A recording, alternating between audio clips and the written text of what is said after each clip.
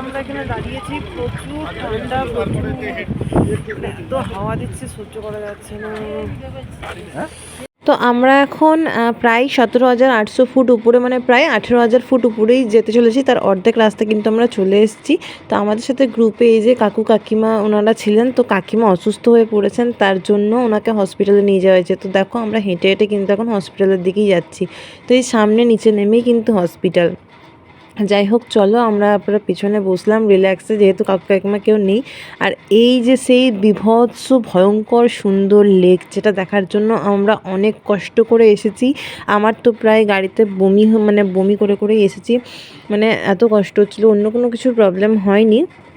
আর বাকিরা সবাই oxygen mask কিন্তু নিয়েছে, আমাকেও দেওয়া হয়েছে বমি করছিলাম বলে, কিন্তু আমার অক্সিজেনের কোনো প্রবলেম হয়নি, শুধুমাত্র আমার ভমিটিং হচ্ছিল। বিভৎস সুন্দর, চোখে না দেখলে বোঝা যাবে না। চলো টাটা।